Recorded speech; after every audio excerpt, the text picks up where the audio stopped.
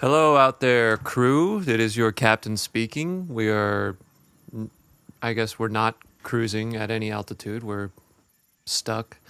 But anyways, it's been a second. I've been chipping away at the ship as usual because damn, we really limped our way through the last few transmissions.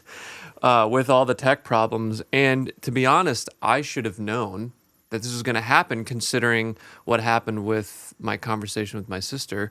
And I was too excited to get more of that I wanted to just plunge forward.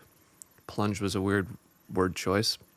And have some more of those conversations. But I should have took the hint that ye old ship was not ready for that taxing workload, and damn, did we limp our way through the last few of those. But they were good. But I'm gonna chill on that until I get this thing settled again. We live and we learn, but I've been tirelessly working on that. I sound like a broken record.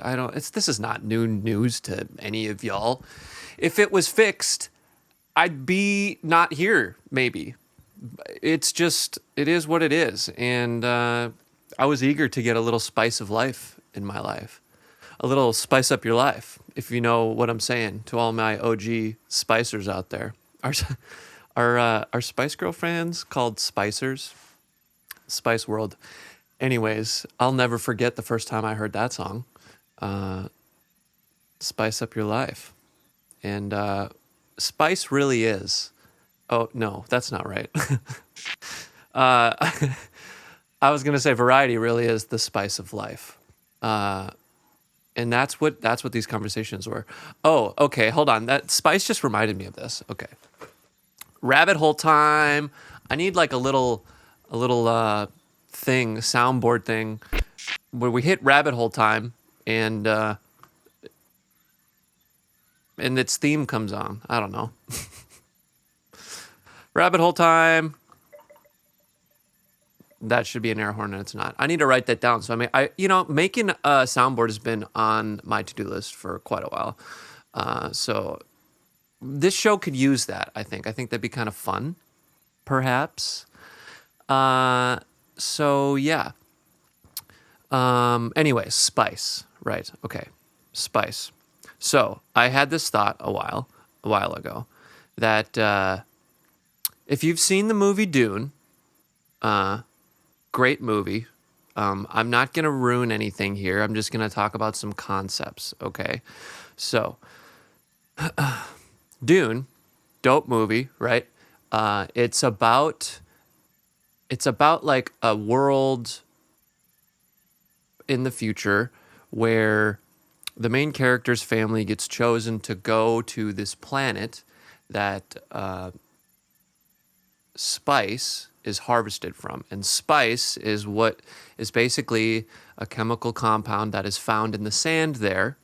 And they use spice to travel, to space travel, light speed, what have you. They need this in order to do it correctly, right? And so it's very sought after. And I was thinking one night, probably around the time rewatching this, spice used to be a big deal in life. If you had spice for, whether it be salt or cumin or whatever powder from far away, it was a big deal. I imagine many a battle were fought through time to secure one's spices, especially salt. Salt could be used to preserve food, all these things, right? So, but the thing is, if you were poor, you didn't really have spice. You couldn't afford it. That was kind of a luxury, right? You didn't need this extra flavor on your dish to survive. But the wealthy could have lots of spice, right? The kings and queens would have spices brought from all over. The what was it? The spice trade route. That was a thing, right? I'm not making that up.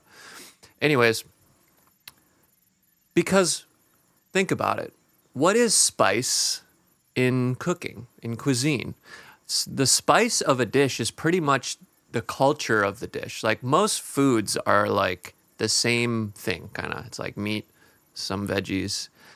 And then the spice is what dictates kind of the type of dish it is or where it's from, its main flavor profile or like creatures out there.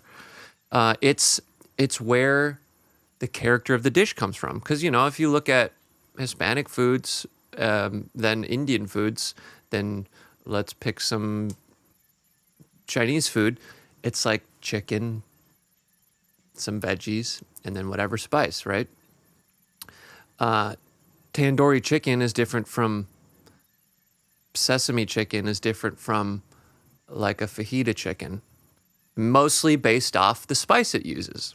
So where I'm going with all of this is spices in our world, not the Dune world, really are traveling through space and time to experience another part of the world, another part of the galaxy by the flavor of their dish. If you were rich and you had spices, you could explore other cultures in the comfort of your own home. Your dish could be the vehicle to bring that other world to you or you to the other world. And so I thought that this was actually kind of awesome. And I wonder if what's his name who made Dune thought of that, or if that was intentional, because just like in Dune, for the spice to let you travel the world, the spice of food lets you travel our world. Huh? Maybe? Anybody? Tell me it's all right. Huh? Come on, that's like a good find. That's a good observation, right? That's not like, I'm not crazy. That's some thinking right there. Anyways, I just had to bring that up because I feel like I cracked a code there for a second. And so I'm very, very proud of that. Why did I even talk about that? Oh, variety, the spice of life. Yes. Conversations. Yes. Rabbit holes. All these things. So yeah, I'm going to put a pause on that until I get this feeling a little more stable again, hopefully. And y'all are just going to have to deal with me and my ramblings, my youthful ramblings of life. But things have been good here. They've been slow, putting in the work there. I've been making some music, which has been nice because I kind of feel like I took a break after I had stopped feeling like the jazziest fork for a while ago. I think I just got distracted with other things and constant maintenance of that in life. But it's been, I don't know what did it. I don't know what let me sort of get back into it. I don't know. I just kind of caught a wind of inspiration and have been doing that a little bit.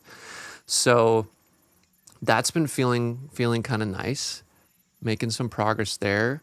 But also, okay, let's get into this a little bit. Also, I've been doing a little bit of play in my life, a little bit of hobbyism. That's not a word. Because when I talked to Bo and he was talking about, he was getting into cards again, and I was like, yeah, I got some cards from my childhood around here. I just got to find them, dig them out of storage or the back of the ship or wherever they are. And after talking with him, I was like, you know what? I think I got to go find those, because it kind of got me excited again, and seeing him, how excited he was in that. And so I went and I found the treasure trove that was my childhood Pokemon card collection. And boy, let me tell you how thrilling that was to crack that thing open and look through these cards that, like, man, I was so into those cards as a kid. I loved I mean, I was a collector. I think I certainly liked collecting things. I collected rocks and shit. Like I would be like the type to go and find agates. Like I would go in my backyard and I would like crack open rocks and try to find ones with like quartz or agate in there, and then I would collect them. I put in this little bin I had of rocks, and then, you know, when you'd be driving somewhere and you'd stop by Crystal Cave, and they got a bunch of, you know, a little section of tourist rocks to pick from, you know, in a little felt pouch that you fill up with some pyrite and some, you know, I can't think of other rocks. Amethyst, there's a good one. You know, tiger's eye, all that jazz, all that sort of stuff. That was me. That's what I was into. And when I was a kid, we'd go up to my cabin in northern Minnesota, Grand Marais, Minnesota. And there was a rock to that region called Thompsonite, and it was supposedly very valuable, and so I was always trying to find it. And it'd be on like the shoreline. I'm gonna look this up because I'm trying to remember. It's a rare opaque zeolite mineral found in the Great Lakes area. Yeah, ooh, this is cool. It kind of looks like this. It's got all these like little, I don't know, like moss balls on it. Anyway, so yeah, these rocks you would try and find on the shoreline. So that's what I would do, is I would go and try to dig, you know, walk the shoreline and see what I could find. Big collector guy, right? So I liked rocks. I was into sports, of course. Sports cards was a big one. I still have those somewhere that I need to find. They might still be at my dad's house in Minnesota. So I got really into that. Yes, my grandma would bring me to Schindler's, the store in Minnesota, every time I visit her, and I would pick out a card, and I would get a card of, I don't know, somebody cool, sports players, or I would get like a Pokemon card. And it was thrilling. I had quite the collection. And so, yeah, I broke these out, and I think I have to show you. So I got them out. They were in this crusty ass old terrible binder with these plastic pages that were like literally seemed like they were like decomposing. And I cracked it open and I put them all in new pages. So this is the claim to fame right now. And I need to say this because this is not all my doing. This is a lot of my cards, but also we found Sadie's as well. Or no, she knew where hers was. I didn't know where mine was. And we were like looking through these cards, getting really excited. I was like, so do you want to combine our cards to like complete the collections? Because man, completing collections really gets my Gumi going. And so we decided, yeah. So anyways, this claim to fame, this is the original base set. You can tell that's my very nice stupid claim to fame here. This puppy, hold on, I'm gonna switch cameras. This is the original base set. We're only missing like 3 cards. Look at these bad boys. That's a freaking Charizard in there. You see that? Big dollar item right there. That's right. Look at these. Only missing 3 cards right here. One of them's like a Nidoking. One of them's a Poliwrath. And the other one is a... fuck, what is it? I don't know. Don't remember. Look at... Oh, this is just so satisfying to me. Look through this. Oh, man. Every slot filled. Oh, God, yeah. Oh, yeah. Even the trainers. Then you got the energies. And then these... So apparently these, I'm just finding out, these are called shadowless because there's no shadow on the edge of the frame. So like if you look at a card like this, you can see there's like a shadow right there behind the frame. These are called shadowless. and they're like the first print. So like they did those before they did the other ones. And oh, this one, Pikachu, he's got red cheeks there. Over here, he's got yellow cheeks. So that is important or some shit. I don't really know. So anyways, I'm needless to say, I'm kind of jazzed right now because looking through this, man, I never felt more like a child before than when I was a child. It was, I don't know what it is. The nostalgia, holy shit. Holy shit, the nostalgia is nuts. I felt looking through that and then like moving them out of the binder into like a new binder with nice pages. And I was like taking them out and like holding them, and I felt like I was 12. I don't know what it is. I was so excited, and I was like putting them together and filling these pages. So like the collection side of me was going off. The collector's erection, the Collerection was so stimulated. And then it was the thing that I noticed was that it was very like almost like meditative for me. And I thought back and I was like, well, why? And I think because when I was a kid, I would spend a lot of time doing that, like organizing the cards, sorting them, putting them into binders, making decks, because I also like battled or played as a kid. And so there was a lot of this like, it's a little monotonous. It's like kind of monotonous, but you know, just doing this thing and you're just like thinking about that. And I felt like that again. And it was like really nice because I wasn't thinking about anything else.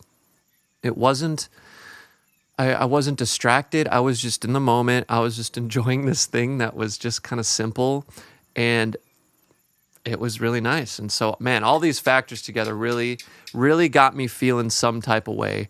And I'm like kind of stoked on it again. I'm like, I mean, and this is only one binder. This is just the base set, obviously. But you know, we got Jungle, we got Fossil, we got the Gym Heroes, we got second gen. I think I kind of stopped around third gen. They're on like Gen 9 now or something nuts. So I got a lot of homework to do to catch up and learn on all of this lore and all of the culture and everything that's been exploding since pandemic, I guess. COVID really kind of popped the Pokemon bubble open again. So yeah, a lot of homework to get into, but man, it was kind of nice. It was like I don't really have a lot of hobbies. I have this bad habit of every hobby I get into, I get too serious about, and then I try to make it like a business or like a thing that makes money or something, which is not good. It's not super healthy for me to do that. So to just like have a hobby that just kind of like geeks me a little bit is kind of nice. I think it's healthy.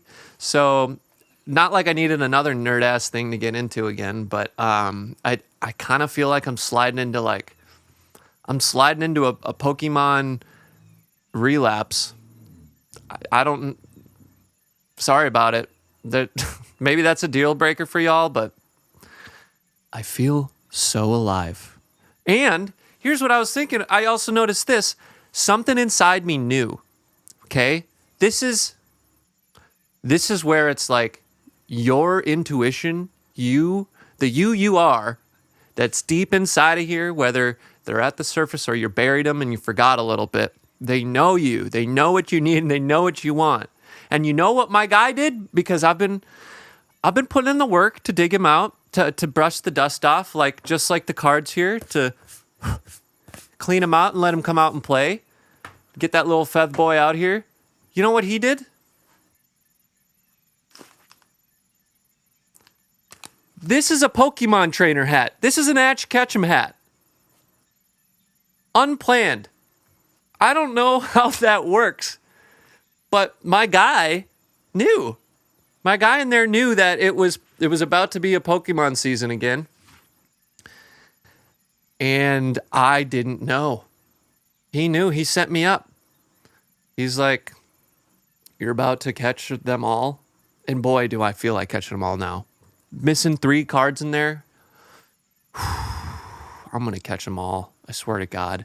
The collectorism, the collector action in me is so ready for that. It kind of got me thinking though too.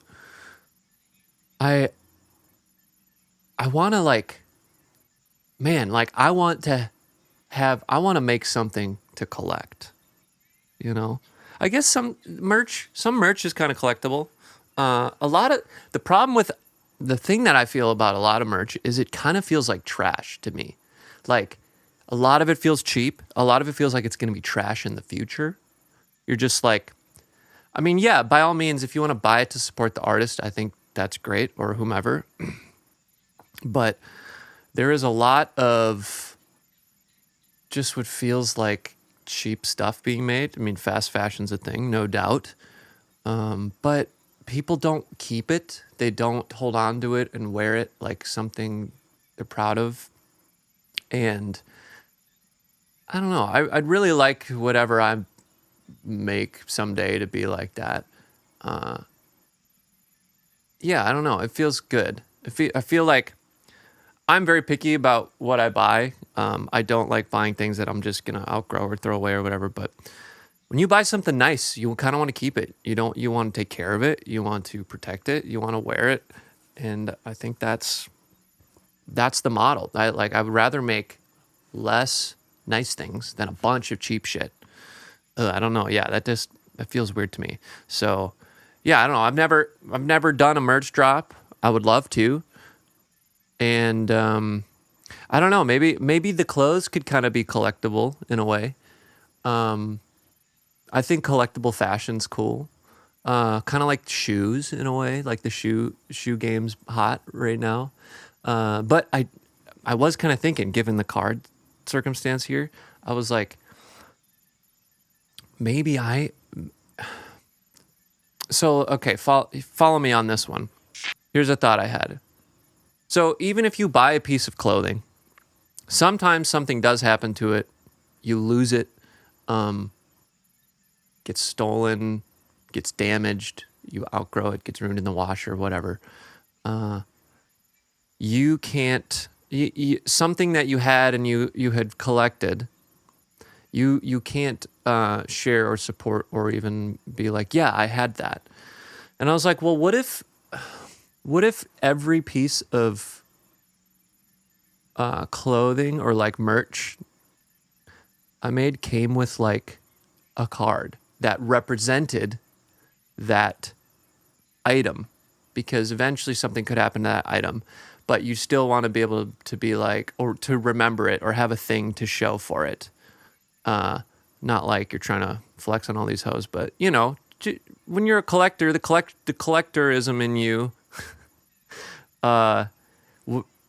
they like that. You want to show it. Yet clearly I'm like, look at my things I collected. Isn't this cool? Like you want to show that. And the best part about cards is you can collect so many in a small footprint. Like tons of people love collecting vinyl. Taylor Swift did some dope vinyl collection. That was a hot move. But vinyl, man, vinyl's hard to collect because a lot of vinyl's heavy. And you need a lot of space if you really if you get 100 vinyls, that's a lot of space. 100 cards though, it's the size of one vinyl.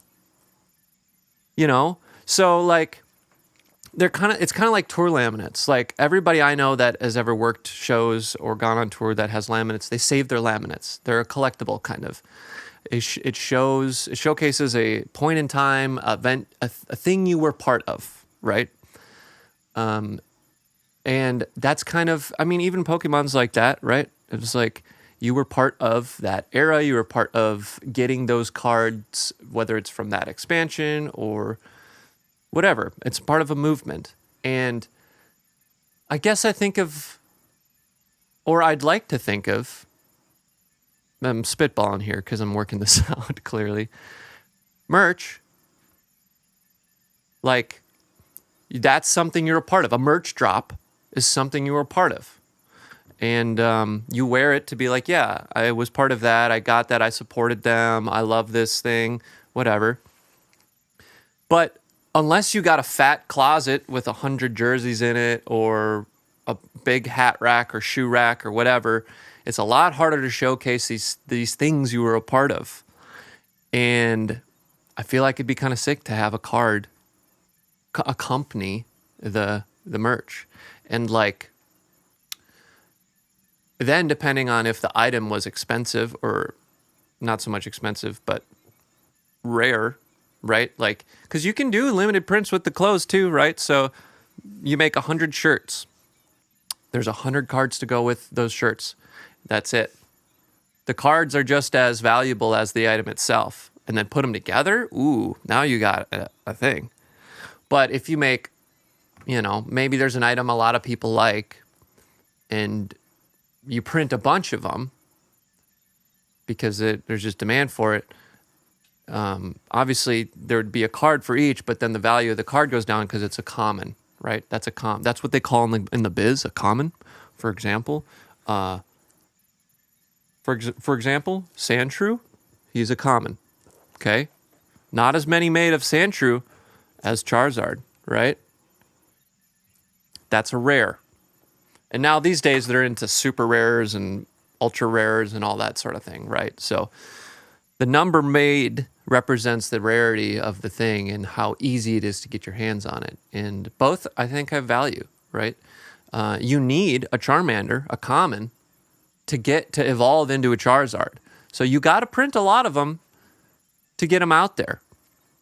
So just because it's common doesn't mean it's not important to have, or you wouldn't want it because you need it to get to the Charizard. But there's still, and then it's like also with collectibles, it's what the value is to the person itself.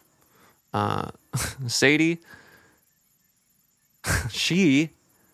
so there's this newer Pokemon called Dreepy, and she just wants to collect Dreepies because apparently he's just a stupid ass looking idiot. And that matters to her. And, other people like other ones, whether they're common or rare or not. And that's the business of collectibles, right? So it's like, it's just a value of somebody else to someone else. So anyways, that's my train of thought on that. It's got me thinking. I'm really, the collectibleness really kind of excites me, and I'd love to figure out how to like implement that into other things. I don't know. Yeah, there's too much fast everything out there. It feels like media of all forms, music, shows, movies, everything is just so fast. It's just getting spit out at an insane rate. And I don't know, you don't collect them. You don't collect those experiences or be part of those things the same way. I'm not. I don't know. Maybe you are, but it's like kind of like with records. I think. I mean, the vinyl thing aside, I think because vinyl is more like. I mean, it's like I was talking about with Bo. It's art. It's all art, fashion, art, records, vinyl art, vinyl especially because it's like a larger type, like version of previous CDs, right? But you can get into the design element of vinyl with its big album art. That's art in itself. The disc design itself is art. Yeah, sports cards, even Pokemon too, because they actually have different artists make these designs. So it's all art. And to quote the boy, Brian Eno, wherever he's been, art is everything you don't have to do. And ain't that the truth? So yeah, all of this art is just like getting slammed out, and I don't know, it could use a little bit more intention so that it resonates, and then people want to be part of it and collect it. I used to collect records, I guess. I don't anymore. I'm so deep into music, and even with the new, aside from Spotify taking over the reason to have physical things, but being a DJ, then you like collect you're collecting files to play, but the sheer number that you need to get or keep up with is like overwhelming. It doesn't make it fun because it becomes about volume. And granted, maybe that's the wrong approach. I don't know. It's probably, if you're a good DJ, you probably really have a strict like model for what meets your criteria of a track, and then you can collect tracks in that sense. And then it wouldn't be about volume; it'd just be about great tracks. But I don't know. That's not what I've experienced. Most DJs are just constantly, because there's a pressure to keep up with what's modern and new and what's hot lately. And so everyone's constantly getting new tracks every week, and the volume of tracks being spit out is insane. So it's like you're just constantly adding hundreds of tracks to your library, and it's just like, it's not sustainable. It's weird. It kind of wears you out a little bit. It's like it's why I feel like songs don't stick with you as much, is because you just can't you can't like sit with it long enough, or you're not forced to. When I was younger, it's like you only have so many records, so what are you gonna play? Pick from your thing. Well, I got Smash Mouth in here, and I got Britney Spears, and I've got a Nirvana record, and like whatever the fuck random stuff I had. And you'd pick the one that was the vibe. And then sometimes you'd find records grow on you just through sitting with them. Like, man, and this isn't even that long ago. This is right on the cusp of Spotify blowing up. But like, I bought the Chainsmokers' first record, like full-length record, Memories Do Not Open. And I was thinking I was going to get bangers like Roses over and over again on this record, right? And granted, something just like this was on there. I did at first listen through, I didn't like it. I was like, dang, I'm kind of let down. I don't know what I expected, but I thought it'd be different. And then I listened to it over and over again because I had the record, and it grew on me so much. I love that record now, and I felt like I understood what they were going for because I had to like sit with it, and I had the time and the space to digest it, right? Like digesting something and literally thinking about it, the words, the sounds, the everything, just like so many records from the past, right? Like if you didn't sit with Sgt. Pepper, would you have gotten it? I don't know. I'm not a Beatles guy, but I just know that was sort of like a big kind of like, that was a big concept record for them to get into. And I don't really know how it was first received. Do I Google this, or I'll ask Chatsky here. What's up? How was the Beatles album first received?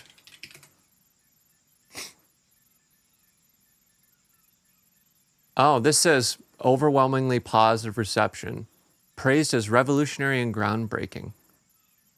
Well, fuck me, I don't know. Yeah, I don't know, but I'm sure many records were at first kind of like, oh, I don't know, and then you just got to sit with them, and you got to digest them, and think about the words, what they are saying, what does it mean. Maybe you'll find there's meaning that resonates more with you when you digest it a little bit more, and you realize, oh, I actually relate to that a lot.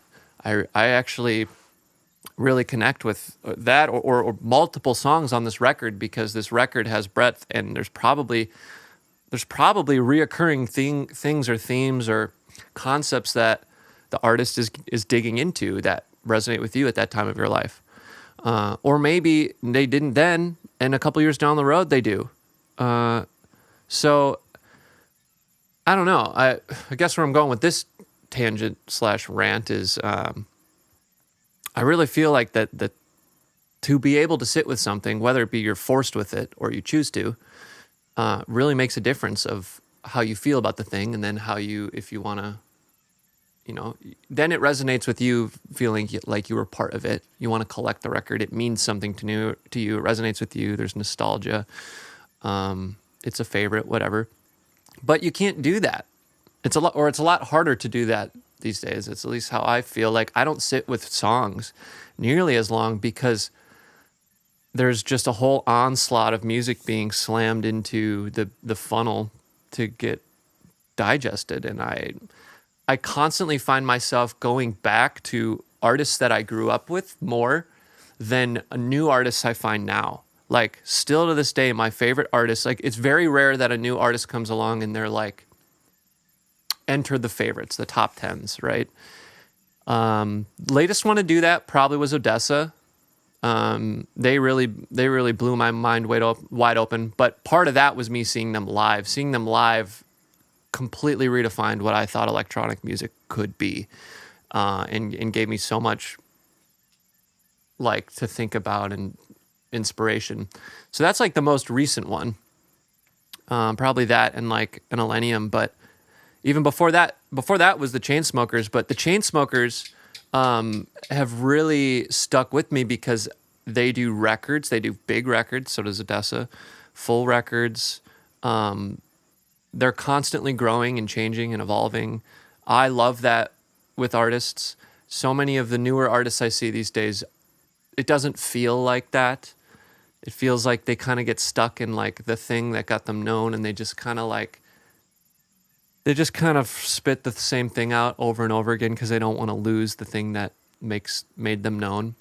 But even so, like to get onto what I've been listening to lately, there's a new Coldplay record, and it's great. And once again, Coldplay does not disappoint. Coldplay, top 5 for me. Those boys fucking kill it. And every time I get a record from them, there's something new on it. There's something that feels like they grew. They tried something new. It feels like still them. There's still these elements that are them, and each of the members brought into this new era of the band. It doesn't feel like they're like completely redoing shit they've already done. Specifically, and oh man, we're really tying it all together here. Their song "Good Feelings." It's like a disco track, pop disco Dua Lipa type beat, and I don't think they've really done that before that I can think of. And this one nails it. And also, who's credited on that one? Chainsmokers. A fucking all-star dream team on that thing. Hell yeah. And I will frequently go back and listen to Coldplay songs because they feel timeless. They're just so good. They feel honest. They feel organic. And I can always find something from them that I connect with. And as I've grown, they've grown. And that's like, I think that's the best thing to see is when you grow with an artist. You don't have to grow identically, but as long as you feel like you're both growing through life in parallel-ish, whatever, like, that's a good feeling. Like, I don't know, growth's important. I'm into that. Grow or die, as the kids say. Anyways, so yeah, I guess about, I'm gonna forget what the fuck I was talking about. Collecting music. Oh, what if, people, I guess, kind of are doing this now with NFTs, I guess. Because some people are minting their music on blockchain and you can collect it that way, which I do think is cool. I wish that the whole blockchain NFT thing was more consumer friendly. I briefly had a stint trying it out like a few years ago. It was definitely premature, but I was very interested in. I'm always interested in the latest tech, and I do think that model is going to fuck up the industry at some point. But I briefly tried this thing called POAP, which was basically a free collectible for things, and I think that's cool. But the overhead to get people into it or understand what it is, people are it's tough. It's tough ask to get them into that world. But anyways, yeah, what if people collected MP3s the way they collect vinyl now. Like, I mean, I guess the only way you could do it would be blockchain, because that proves you own it. I mean, there's like so many third-party MP3s. It's like you could record the recording of the song and make your own MP3. So then it's like, well, but that's not really it. Just like if somebody made a knockoff Pokemon card, that's not really worth it. So you have to be able to prove that it's real. And I think blockchain's really the only way to do that. Interesting thought. It's too bad. I really, the collectibles, I think collectibles are the move. Something that resonates. Taylor Swift's really doing it. She's nailed it. She's, multiple versions of the same record. I mean, she's the queen of lore. That's the other thing. You build a world building, huge. That is really the future of a lot of stuff, a lot of brands. I don't know what it is. I think people just like to get lost in it and learn and dig shit up, right? Like you wanna discover stuff, discover and loot, right? You want to loot and collect loot. Skins, and I don't know. I don't play video games. Yeah, okay. So enough of that. And needless to say, I'm kind of jazzed I'm jazzed on my Collerection. And I don't know, my head's just kind of spinning with ideas, so I'm kind of eager to try some of that shit out. What else? Anything else I've been listening to? On that note, so yeah, check out the new Coldplay record, Moon Music. Sick name. Great songs on there. A lot of stuff with John Hopkins. Cool producer there. And I've also been listening to the LSZ project. So if you're unfamiliar, that's Ellis Dream and Closey. Both other great electronic artists. I've never really been huge into the experimental bass scene. A lot of it lacks melodicism, which is a big component for me. If it's too ambiguous or just kind of trippy, I just don't connect with it. I really crave melodicism and like melody and groove, and especially both together. But the LSZ stuff is cool because I've always loved Closey. Closey's phenomenal. She makes really great. It has worldly, honestly, just some jungle vibes. Always have. I've just always loved that type of stuff. Kind of some cinematic elements. Enters into Odessa realm a little bit, but she also gets a little weird with it. A little bass-driven stuff.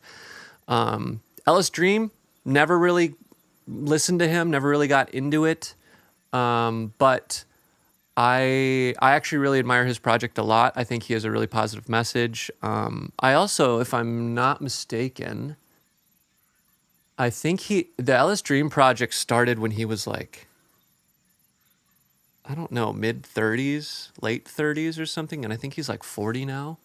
And he just has such a positive like outlook on it. He started this project when he just needed a change in his life and felt like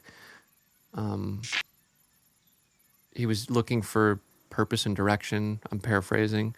And this was it. And he's nailing it. And so he makes really interesting experimental electronic bass music. And so these two got together and tried a little side quest. It's the time for side quests. Big fan of side quests. I think all artists need to go play around with these side quests, clearly. But the best part is I think it's great that they don't, in this situation, amidst many others, they didn't feel the need to like put it under a separate name completely. So obviously LSZ is the name of the project, but it's still tagged with Ellis Dream and Closey. Some artists, when they start another project, it's just that project's name. It's got zero affiliation to anything else they've done. But you're seeing more and more artists do this, like Silk Sonic, for example, both artists are tagged in that.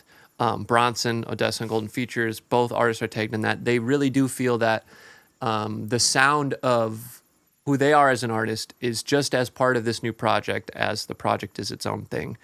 And I think that's great. I think that's a mature perspective to have as an artist, because I think there's a lot of fear mongering in the whole niche down angle of